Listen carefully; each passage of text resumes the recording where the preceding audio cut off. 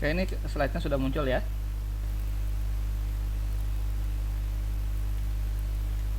Oke, baik. Bismillahirrahmanirrahim. Sambil nunggu yang lain masuk, kita mulai aja. Jadi, eh, hari ini kita bicara tentang poligon. Ini saya memakai slide milik Pak Salmani STM SMP. Jadi, ini adalah dasar kalian untuk menggambar peta di AutoCAD nantinya. Jadi, poligon ini bentuknya, ini adalah bentuk standar untuk kalian nanti gambar peta di AutoCAD.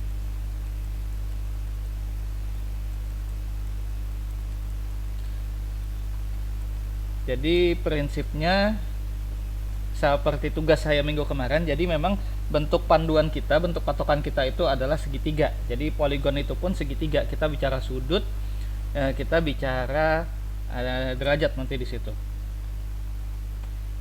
Makanya minggu kemarin kan saya kasih tugas menggambar segitiga, tapi segitiganya tidak beraturan karena kalian terlalu terbiasa dengan segitiga setengah alas kali tinggi, yang alasnya pasti flat. Nah, padahal di lapangan kan nggak seperti itu. Poligon jadi definisinya serangkaian garis berurutan yang panjang dan arahnya telah ditentukan dari pengukuran lapangan. Jadi hasil kalian nanti praktikum semester depan praktikumnya itu kalian akan menggambar poligon, dimana kalau kalian nanti praktikumnya, kita praktikumnya dua, praktikum waterpass sama praktikum teodolit. Meskipun sebenarnya kalau kalian nanti ke lapangan kurang satu alat. Jadi kalian sebenarnya kalau nanti untuk ke lapangan untuk pengukuran tuh minimal 4 sih bisa megang. Selama ini pengalaman saya, kita kalau di lapangan itu 4 yang biasa kita pakai. Pertama waterpass, kedua teodolit, ketiga GPS, dan yang paling mutakhir itu total station. Total station ini nggak banyak orang yang punya. Kemarin saya konfirmasi di Unlam sendiri, baru kita yang punya. Ternyata kehutanan pun nggak punya total station. Dan kita pun itu hibah dari Adia Widya Jasa, itu 2 buah. Jadi kalian minimal menguasai waterpass dan teodolit. Kalau bisa teodolit, total station gampang. GPS ya sementara ini pakai HP bisa sih sebenarnya, tapi nantilah kita lihat. Nah, tujuannya apa? Tujuan pengukuran poligon itu menetapkan koordinat dari titik sudut yang diukur. Sedangkan data yang diukur adalah besar, sudut, dan panjang sisi. Jadi yang kalian gambar di AutoCAD itu adalah garis-garis yang punya koordinat tertentu. Jadi sebenarnya kalau mau kita plotting di Excel pun bisa data pengukuran itu, asal tahu. Kayak saya kemarin setelah hasil dari Balikpapan kemarin, Pak Rusdiansah itu minta gambar dari AutoCAD itu di poligon terbukanya diplotkan ke Excel, bisa, asal ada koordinatnya tuh gampang. Jadi yang kita cari adalah koordinat. Koordinat datang dari mana? Koordinat datang dari sudut dan sisi. Nah, itu di situ. Fungsinya pertama untuk membuat kerangka, kemudian pengukuran titik tetap atau benchmark BM. Nah, patokannya apa Pak? Kalau kita ngukur, kalau misalnya koordinat dari mana? Koordinat dari GPS. Oke. Panjang sisi dari mana? Panjang sisi dari pengukuran. Nah, elevasi dari mana? Elevasi dari benchmark atau BM. Benchmark atau BM di sini. BM sekarang ada yang tahu kalau di kota Banjarmasin benchmarknya pusatnya di mana ya? Benchmark itu BM itu kalau kalian sering lihat di mana ya enaknya ya? Yang paling kelihatan kalau kalian yang rumahnya di Banjarmasin, kalau di Kayu Tangi dari Unlam kan lurus kan ada glow kan? Pertigaan ada lampu merah. Pas di lampu merah, kalau dari Unlam kita mau belok kanan mau masuk ke Cemara, di lampu merahnya tuh ada kayak tugu segi 4 yang ada tulisannya. Biasanya antara warna kuning atau warna biru. Nah, itu BM namanya, benchmark BM. Di situ ada biasanya elevasi sekian. Nah, Kota Banjarmasin, patokannya Kota Banjarmasin ada BM 0. Kalau yang di Siring itu tugu apa namanya? Ada yang tahu? Siring? Tugu apa yang di Siring situ? Ada yang bisa jawab? Siring Veteran tuh kan ada tugu-tugu apa tuh namanya? Ada yang tahu? Yang tempat kelotok-kelotok tuh tugu apa gitu? Bekantan, Pak. Ya? Tugu apa? Antan. Itu patung Bekantan. Ujung dekat jembatannya ada tulisan Tugu. Nah, Tugu apa? Itu patung Bekantan. Geser ke dikit kan ada yang gambar, ada kelotoknya tuh. Tugu apa itu? Ada yang ingat? Batung Batulis. Kejauhan, kamu nyebrang. Ini dekat jembatannya di sebelahnya Bekantan itu. Tugu apa yang dulu ngetop banget gitu? Waktu belum corona itu tiap malam di situ orang nongkrong. Tugu apa ya? Ada yang ingat bahasanya? Dulu sih posisinya di depannya Bapeda, di depannya Batung Batulis. Dulu posisinya depan Batung Batulis, tapi sekarang pindah ke seberangnya kayaknya. Ke Bekantan situ. Ada yang ingat Tugu apa? Apa jarang ke Kota Banjarmasin nih kayaknya? Di rumah semua. Ada yang ingat? Tugu 0 km, ingat? Kayaknya kalian perlu jalan-jalan lagi ini setelah ini. Kita Juli kan sudah, insya Allah rencananya kan Juli sudah open kampus, jadi ya mulailah kalian keluar dari rumah masing-masing nanti. Rencana sih Juli kalau sudah selesai vaksinnya. Tugu 0 km. Nah, sekarang apakah pernah muncul pertanyaan, kenapa kok Tugu 0 km itu munculnya kenapa di situ? Pertama di depan Batung Batulis, kemudian sekarang pindah ke sebelah, kalau kita berdiri di belakang patung Bekantan itu sebelah kirinya. Nah, itu adalah titik pusatnya Kota Banjarmasin atau benchmark nolnya Kota Banjarmasin di situ. Tapi tepatnya di mana? Sebenarnya tepatnya itu adalah di Masjid Raya Sabilal Muhtadin. Jadi pusat Kota Banjarmasin ini titik nolnya itu Masjid Raya. Masjid Rayanya di mana, Pak? Apakah di masjidnya? Bukan. Di sebelah Masjid Raya itu kan sana Sabilal kan, terus ini kan ada yang hutan-hutan. Ya di hutan situ. Nah, jadi 0 kilometernya Kota Banjarmasin itu daerah hutannya Masjid Raya itu. Kalau zaman dulu, kalau kalian kecil itu tempatnya kan orang jualan, sebelum dia pindah ke Tarakan itu dulu tempatnya di situ, jualan makanan dan lain-lain. Nah, dari situlah muncul nama-nama PAL 1, PAL 2, PAL 3, PAL 6 sampai PAL berapa? Yang paling terkenal PAL 18. Yang kalian paling terkenal kan ya. Nah, PAL itu apa? PAL itu kilometer. PAL 1. Nah, PAL 1 artinya kilometer 1. Kilometer 1, 1 kilometer diukur dari mana? Diukur dari BM0 Kota Banjarmasin, yaitu Masjid Raya. Nah, makanya muncul istilah, kalau kalian tanya, ini kenapa disebut PAL 1? Kenapa kok disebut PAL 6? Karena memang zaman dulu dari titik pusat 0 derajatnya benchmarknya ini, titik tetapnya BM-nya Banjarmasin yang 0 itu diukur ya 6 km pas PAL 6 itu. Nah, itu di situ. Jadi pusatnya Kota Banjarmasin, titik pusat mulainya itu adalah Masjid Raya, itu BM0-nya, benchmarknya. Kalau kalian perhatikan pinggir jalan sering ada yang kayak tugu-tugu kotak dan lain-lain ya itu. Ini patokannya untuk elevasi. Nah, itu diabadikan dengan bentuk tugu 0 km. Tapi ya pindah-pindah tugu 0 km-nya. Dulu kan nggak di sebelahnya Bekantan sebenarnya, agak sebelah sini. Itulah sedikit cerita tentang Kota Banjarmasin. Jadi pusatnya Kota Banjarmasin itu Masjid Raya, hutannya itu. Makanya kenapa kok PAL 1 startnya, kenapa kok PAL 1 kok nggak di Kayu Tangi posisi PAL 1-nya? Ya karena ke arah luar kota kan ke arah situ. Ke arah sini kan jatuhnya ke lain lagi. Nah, kemudian fungsinya lagi adalah pengukuran rencana jalan raya, kereta api, irigasi, daerah industri, perumahan, kemudian dasar untuk tempat pelaksanaan pengukuran yang lainnya. Kalau kalian sudah pernah mengukur di situ, biasanya kita cuman langsung dicari aja, ini titiknya di mana kita nyambung, jadi nggak mengukur lagi dari awal. Nah, bentuknya ada poligon tertutup, ada poligon terbuka. Kalau tertutup itu titik start sama finish sama di situ-situ juga. Jadi contoh kalau kalian mau gambar gedung, kalau kalian mau gambar gedung kan, saya misalnya kayak kemarin waktu gambar struktur bangunan, saya kan mintanya gambar tampak depan, belakang, kiri, kanan. Itu kan kalian muter kan. Kalau misalnya itu kalian betul-betul menggambar rumah, kalian mengelilingi rumah itu. Dan kalian akan kembali di tempat yang sama. Nah, itu poligon tertutup. Biasanya poligon tertutup ini itu kita gunakan kalau kita mau memetakan suatu bangunan atau suatu lokasi yang kita muter, kita keliling di situ. Theodolit itu biasanya pakai poligon tertutup. Total station biasanya poligon tertutup. Yaitu titik awal dan titik akhir merupakan titik yang sama, makanya disebut poligon tertutup di situ. Kemudian untuk pengukuran sudut yang dilaksanakan sudut luar, maka kesalahan dapat dikontrol dari pengukuran karena jumlah sudut luar dari segi n harus sama dengan 2n plus 4 kali 90 derajat atau n plus 2 kali 180. Yang ini, masalah ini nanti kalau kalian praktikum semester depan akan jelas kok. Untuk sementara ya didengarkan dulu aja. Sedangkan untuk pengukuran sudut yang dilaksanakan sudut dalam, maka kesalahan pengukuran dapat dikontrol di mana jumlah sudut dalam harus sama dengan 2n-4 kali 90 derajat atau n-2 kali 180, di mana n adalah banyaknya sudut. Nah, ini bentuknya poligon terbuka. Jadi startnya di P1.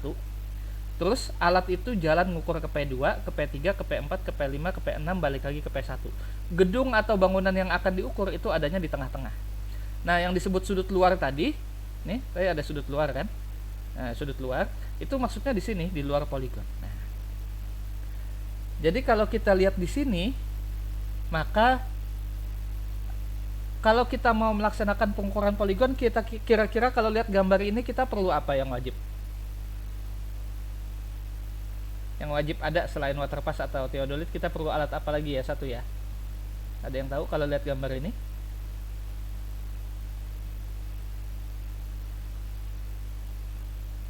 Ini gambarkan apa yang ini?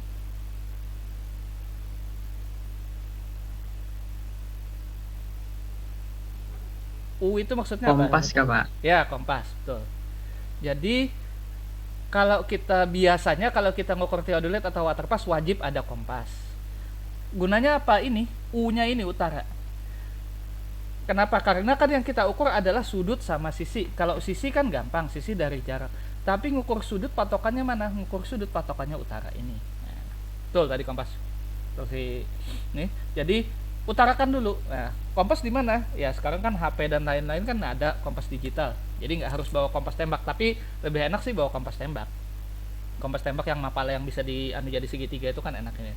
Yang jelas kalau kalian nanti ngukur waterpass atau theodolit harus ada alat untuk menentukan utaranya di mana. Jadi dari utara ini kita ukur sudutnya ke sini. Baru alatnya pindah ke P2. Dari P2 ukur lagi sudutnya. Ke P3 ukur lagi sudutnya. P4 ukur sudut, P5 ukur sudut, P6 ukur sudut. P6 ke P1 balik lagi ukur sudutnya, tapi nggak full, sudutnya ke sini. Nah, itu di situ. Jadi perlu kompas. Terus kalau untuk sisi-sisi gimana? Kalau pakai theodolit atau waterpass kita nggak usah bawa meteran. Nanti minggu depan kita bicara jarak optis. Tapi kalau mau bawa meteran ya nggak apa-apa.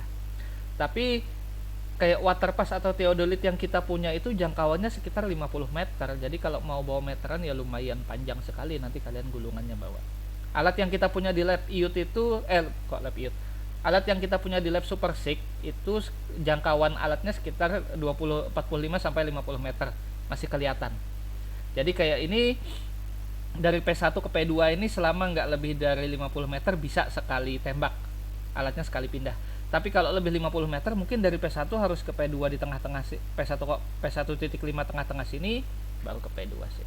Nah, ini biasanya kayak gini kalau kita mau memetakan bangunan. Jadi kita ngelihat dulu semua sudut-sudutnya, makanya diputar di sini. Nah, kalau sudut dalam maka yang diukur yang di dalam poligon. Kalau ini kan di luar, ini luar poligon, ini di dalam poligon. Yang namanya poligon yang mana ya ini bentuk ini. Nah, itu. Tapi tetap harus dari utara dulu, terus di titik P1 utarakan, terus kalian arahkan alatnya ke P2, baru digambar garis dari P1 ke P2, baru diukur sudutnya. Ini kalau poligon tertutup. Biasanya kita kalau theodolit pakai tertutup. Kalau terbuka ini untuk mengukur jalan. Jadi kalau poligon terbuka itu titik pertama tidak sama dengan titik akhir. Nah, bentuknya kayak gini. Ini biasanya kalau kita mengukur jalan kayak gini. Jadi kita ngikuti aja jalan itu. Kalau ini kita bicara bentuk, tapi kalau ini kita bicara elevasi. Jadi jalan itu kita jalani aja seberapa. Poligon terbuka ini untuk menggambarkan elevasinya, turun naiknya. Pertama ada poligon terbuka bebas, yaitu pada poligon ini dalam pengukuran sudut dan jarak tidak dapat dikontrol. Dalam pengukuran ini tidak memerlukan ketentuan tentang letaknya dalam peta, maka tidak memerlukan perhitungan. Cukup diukur panjang sisi dan besar sudut aja. Nah, jadi kalau poligon terbuka bebas ini kita nggak perlu koordinat. perlunya sudut sama panjang aja. Tapi kalau tertutup kita perlu koordinat. Koordinatnya dari mana? Kalau mau enak P1 ini adalah 0,0. Nah, karena yang kita bicara XY.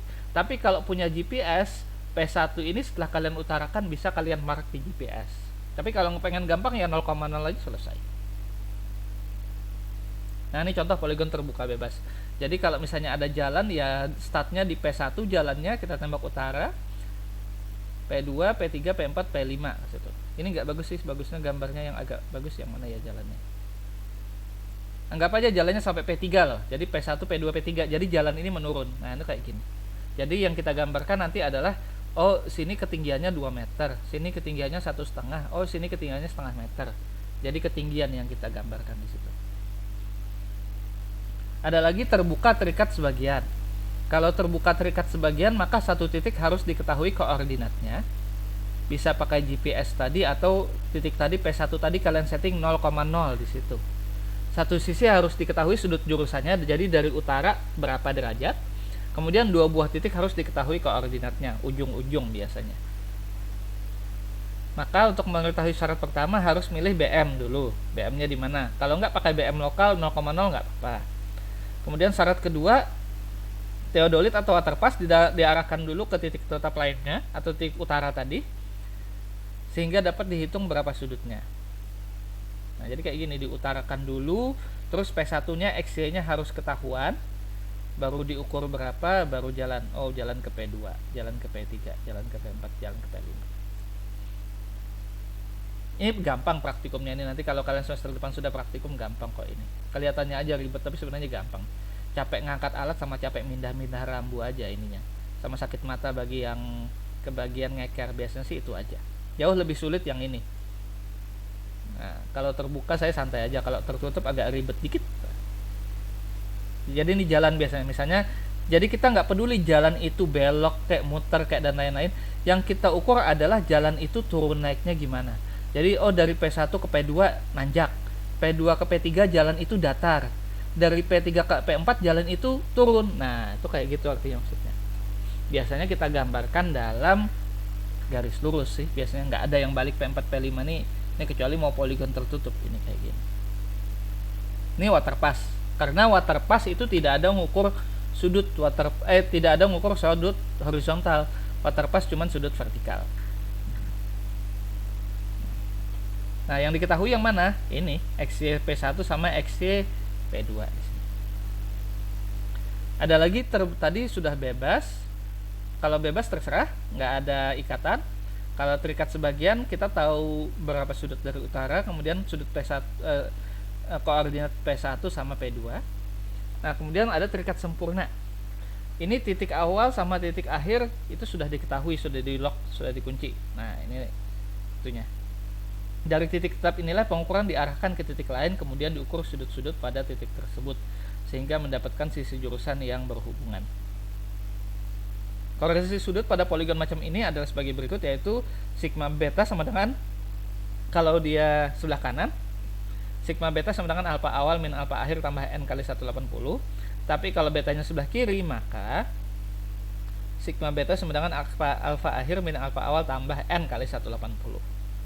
Nah, ini kalau sudut kanan kalau kita startnya di sini ya, startnya di ujung sini kan garisnya kan betanya kan sebelah kanan kita kan, kalau startnya dari ujung kiri ini. Nah, ini kalau kiri, kalau betanya kiri, startnya dari P1, maka kalau kita lihat, kalau kita berdiri di P1 memandang ke P2, P3, P4, P5, maka betanya kan sebelah kiri.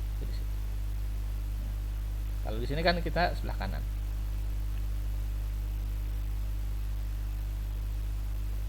Nah, ini prinsipnya poligon terbuka tertutup. Ada yang mau ditanyakan dulu?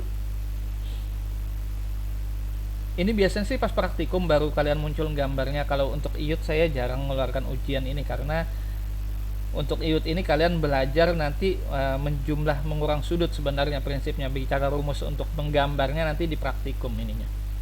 Makanya kalian waktu gambar struktur bangunan kan diminta untuk bisa AutoCAD, meskipun kami sendiri sebenarnya nggak ngajarkan AutoCAD, tapi ya itulah risikonya. Pokoknya gimana caranya harus bisa kan itu.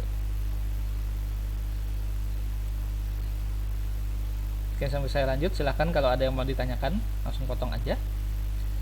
Sekarang gimana caranya membuat titik poligon? Nah, bentuknya ini yang paling penting. Bentuknya diusahakan tidak terlalu banyak sudut. Nah, jadi diusahakan tidak terlalu banyak sudut. Contohnya gini, kalau kalian mau menggambarkan kalian di depan kalian ada rumah. Rumah itu punya 4 sisi, 4 sudut. Maka kalian harus mencari posisi kalian berdiri yang dimana sekali kalian berdiri bisa langsung dapat 3 sudut. Kalau kalian sekali berdiri langsung dapat 3 sudut rumah, maka 2 kali kalian berdiri kalian sudah dapat menggambarkan rumah itu semua. Tapi kalau ini rumah ada 4 sudut, kalian berdiri di tengah-tengah pintu pertama, kalian cuma ngelihat 2 sudut. Kalian dari depan rumah, tengah-tengah depan rumah, kalian cuma lihat 2 sudut. Pindah sini 2 sudut, 2 sudut, 2 sudut. Itu 4 titik kebanyakan. Tapi kalau misalnya ini rumah ada 4 sudutnya, kalian berdiri agak jauh dari sudut yang paling kiri, maka kalian akan bisa melihat sudut belakang, sudut kanan sama sudut kiri rumah. Nah, itu kan kalian 2 kali posisi pindah itu sudah dapat titiknya itu. Jadi diusahakan tidak terlalu banyak sudut ininya. Ya, jangan terlalu banyak kalian pindah-pindah. Kemudian jarak dari setiap titik poligon diusahakan mendekati sama dan tidak terlalu pendek. Diusahakan tidak membentuk sudut lancip. Membentuk sudut lancip kenapa? Karena nanti agak dempet-dempet, kalian ngukur sudut dari utaranya itu bisa agak miss di situ. Jadi berdasarkan fungsi poligon, bentuknya diusahakan tidak terlalu banyak sudut, diusahakan jaraknya kurang lebih aja, dan lain-lain. Kalau pas praktikum kalian nanti ya jaraknya pasti kurang lebih, karena jangkauan alat itu kan antara 45 sampai 50, paling per 40 meteran misalnya, atau biasanya sih kalau agak detail per 25 meter, atau kalau instrukturnya lagi rajin per 5 meteran. Nanti kalian pindahnya per 5 meternya dari mana? Ya pakai meteran dulu, meteran, pindah alat 5 meter, ukur, pindah alat 5 meter, ukur. Tapi kalau saya sudah di kerjaan itu biasanya saya ngambilnya 40 meteran. Karena alat itu kan jangkauan maksimal 45 sampai 450, supaya risiko kebacanya masih jelas, jadi saya 40 meteran ngambilnya. Nah, syarat penempatan titiknya tadi harus memudahkan untuk pelaksanaan pengukuran, terus harus dipilih pada daerah yang mudah dibidik secara langsung. Kemudian usahakan ada patokan objek yang mudah dikenal, misalnya pohon, tiang listrik, dan lain-lain. Jadi gampang, kemarin nembaknya di mana? Dekat sini. Nah, dekat sininya mana? Dekat tiang listrik misalnya, atau dekat gapura kota, dan lain-lain. Nah, itu. Kalau kalian nanti praktikum biasa bawa patok dari kayu, jadi patok kayunya dipilok. Jadi kalau ditanya, kemarin ujungnya stopnya di mana? Oh, itu patoknya. Nah, jadi nyambungnya dari patok itu lagi. Selama patoknya nggak ada yang pindah, kan risikonya itu. Makanya kalau pakai patok itu risiko. Jadi kita biasa nyari yang nggak pindah-pindah lah. Apakah pohon yang kita pilok, atau kadang-kadang tiang listrik yang kita pilok, atau paling mentok ya kita milok aspal biasanya. Kalau patok itu kadang ada orang lewat, cabut, selesai sudah. Ini untuk syarat penempatan titiknya. Kemudian untuk pengukuran sudutnya, ada pengukuran sudut datar posisi biasa, ada pengukuran sudut datar posisi luar biasa. Ini yang contohnya posisi 1 dan posisi 2. Nah, ini targetnya. Kalau biasa kayak gini bacaan sudutnya, kalau luar biasa seperti ini. Contohnya, titiknya 1. Jadi alat di titik 1. Alat titik 1 ngelihat ke titik 2, maka sudutnya adalah 110 45 09. Alat ke titik 3, maka sudutnya adalah 5 30 40. Bedanya apa? Ini biasa sama luar biasa, ini 180 derajat bedanya. Baca. Ini juga 180 derajat. Nah, kalau jadi pas dibalik, maka yang tadinya 274 dikurangi luar biasanya 18, dikurangi 180 94. 39 tambah 180 219. Nah, enggak salah. Terserah kalian mau yang biasa atau yang luar biasa. Bedanya dari mana, Pak? Ya, biasa ini dari kanan ke kiri. Betul ya. Dari kiri ke kanan. Luar biasa dari kanan ke kiri. Nah, bedanya di situ aja, membalik ininya. Kalian terserah mau pakai yang mana, yang penting konsisten. Nah, yang kita baca apa? Derajat, menit, detik. Nah, ingat kalian, saya lupa, kalian seharusnya sudah belajar sih di matematika dulu. Jadi alat itu 05 derajat. Ini contohnya yang titik 3 biasa ini. 05 derajat, 30 menit 40 detik. Itu di materi saya minggu kemarin, di videonya ada saya jelaskan juga, di mana 1 derajat sama dengan 60 menit dan 1 menit sama dengan 60 detik di sini. Nah, itu di situ. Makanya kalau kita bicara garis bujur garis lintang, kenapa kok Banjarmasin sama Jakarta selisihnya 60 menit? Karena kalau secara garis bujur itu selisihnya 1 derajat. Makanya kita selisih waktunya 60 menit di sini. Pengukuran jaraknya, kemudian setelah tadi dapat sudut, maka untuk menghitung koordinatnya dibutuhkan jarak mendatar dari setiap sisi poligon dibandingkan dengan pengukuran sudut. Pengukuran jarak biasanya lebih sulit, biasanya minimal 2 kali pengukuran. Jadi nanti kalau praktikum supaya nggak salah, biasanya pergi pulang. Jadi dari P1 ke P10 hari ini, besoknya kalian ulangi lagi tapi dari P10 ke P1. Nanti akan kelihatan kalau ada selisih, ada miss di situ. Baru diperbaiki selisihnya di mana. Tapi kalau pas sama betul, hasil dari P1 ke P10 itu sama dengan hasil kalian dari P10 ke P1, itu bagus sekali kalian kualitas pengukurannya. Nah, untuk mengukur jarak, alatnya gimana? Yang paling simpel rolmeter atau meteran. Jarak pakai jarak optis, water pass atau teodolit, atau EDM, electronic distance meter. Nah, yang pakai pakai infrared itu. Kalau sekarang kan yang lagi keren kan EDM. Jadi ayo ukur, mengeluarkan alat EDM, tembak. Tapi EDM ini sebenarnya enggak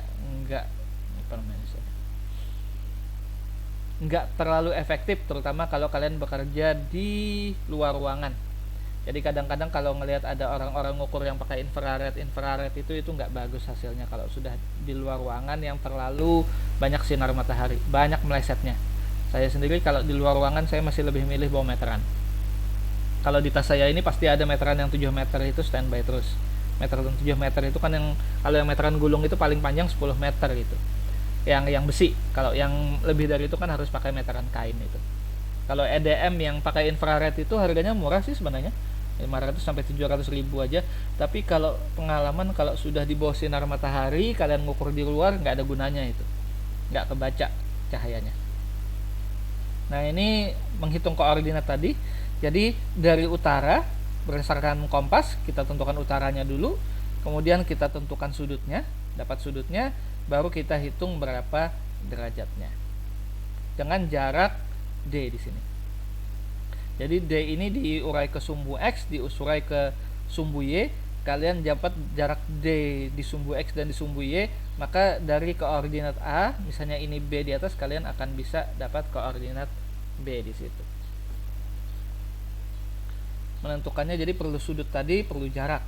Nah, sudut tadi patokannya pertama utara geografis. Itu sudah common sense, sudah umum. Jadi kalau kita mau mengukur sudut, pertama harus kita utarakan dulu, baru kita mutarnya searah jarum jam, stop pada arah yang bersangkutan. Jadi aturannya itu ya, utara putarnya arah jarum jam. Itu mengukur sudut, patokannya di situ. Yang jadi pertanyaan bagaimana? Yang menjadi pertanyaan adalah apakah kalian bisa menentukan arah utaranya? Nah, itu aja lagi.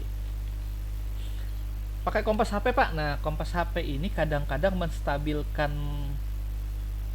menstabilkan jarumnya itu lambat dan kadang-kadang perlu kalibrasi. Jadi lebih cepat kompas manual masih untuk menentukan utaranya. Silakan kalau kalian mau coba. Kemudian sudut tadi kita beri tanda alfa. Kemudian setelah tahu jarak D, maka baru kita tulis di situ.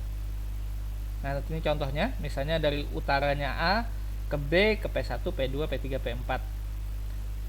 Jadi kita hitung dulu azimut AB atau sudut AB berdasarkan tangan AB, yaitu XB min XA per YB min YA. Nah, di situ. Kemudian kita ketahui sudut-sudutnya, maka seterusnya dapat kita hitung.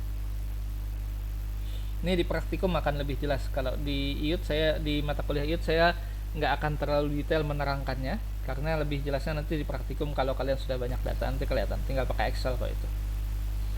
Jadi AB ke P1 adalah alfa AB tambah beta B min 180, alfa P1 kali P2 adalah alfa B P1 tambah beta P1 min 180, sampai seterusnya. Ini contohnya. Contohnya ini diketahui poligonnya, koordinat titik A, X-nya sekian 2050,57, Y-nya 6180,30, ini A bawah. Kemudian kita tahu koordinat titik B, 26,2,14 dan y-nya adalah 6270,92. Kita tahu sudut beta A 125 derajat 59 menit. Kita tahu sudut beta P1 223 derajat 32 menit. Kita tahu sudut beta P2 ini 115 derajat 40 detik.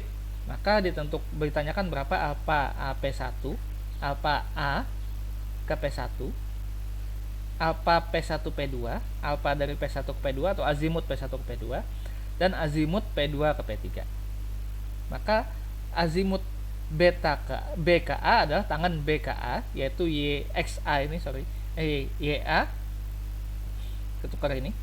Y tadi kan rumus azimut ini, balik sini lagi. Nah, XB min XA kan. Jadi karena bicara B ke A, maka XA min XB per YA min YB. Ketemu azimut AB adalah 717 derajat 16 menit 33 detik tambah 180. Kenapa? Karena balik kan. Tadi kan BA. Maka AB-nya balik tambah 180 di sudut sebelahnya. Nah, itu di situ. Kemudian hitung P1, P2 dan P3 di sini. Kemudian koordinat titik tadi dari XP1 kita tentukan X-nya berapa ditambah jarak. YP1 juga sama, YB tambah jarak dari B ke P1. Pakai sinus atau pakai cos. Ini sebenarnya gampang, kalian sudah bicara vektor kan di fisika teknik, makanya kalian fisika teknik kan belajar vektor kan. Jadi kayak beta ini jarak dari sini diurai ke sini berapa, ke sini berapa. Jadi XB sama dengan XA ditambah jarak ini, dan YB sama dengan YA tambah jarak Y ke B. Nah, itu kan di situ. Makanya kalian waktu